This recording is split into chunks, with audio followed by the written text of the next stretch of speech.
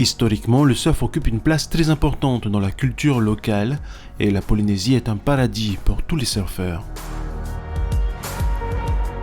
Tout surfeur conviendra de dire qu'avoir sa planche de surf est essentiel pour pouvoir glisser sur les vagues. Et bien souvent, c'est à ce moment-là que le shaper entre en scène. Yorana, je m'appelle Teva Bono, voilà, je suis fabricant de planches de surf depuis 1995. Et voilà, donc je vis de ma passion depuis ce temps-là. Voilà. Un shaper, c'est donc un fabricant de planches de surf. Il y a des shapers de VA aussi, dans des formes au VA. Bon, moi, c'est les planches de surf.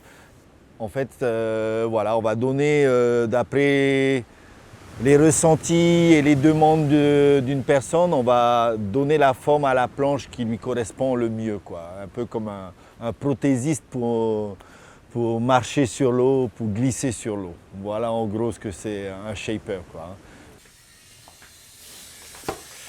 Donc voilà, après la machine, on passe à la prochaine étape, on passe à la salle de shape.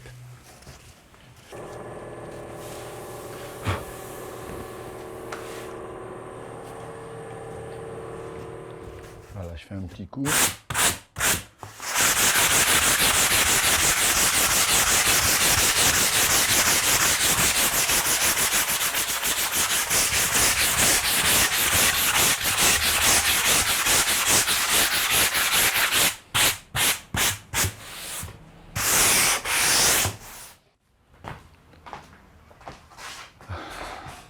Bon, après le shape, le glace. Donc le glace, ça consiste à entoiler les planches avec de la toile de verre et de la résine. Alors différentes résines, résine polyester ou résine époxy. Et c'est pour rendre les planches étanches et plus solides.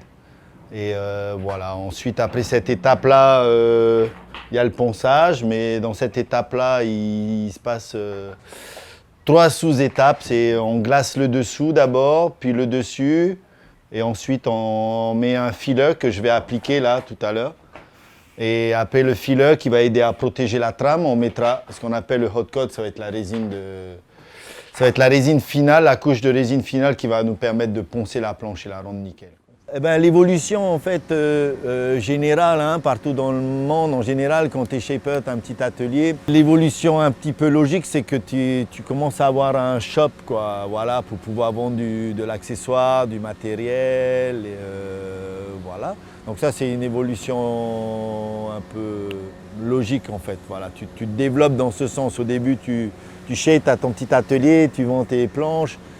Tu t'aperçois que bon, ça serait bien que les personnes aient plus pratique, qu'ils aient les accessoires à côté d'eux, les antidérapants, des liches, la wax. Donc voilà, ça serait ça le projet, un peu d'ouvrir cet éventail-là en fait. Moins d'une dizaine de shapers sont en activité en Polynésie. Se faire shaper une planche n'est pas plus coûteux que d'en acheter une en magasin et c'est un travail artisanal fabriqué à la main.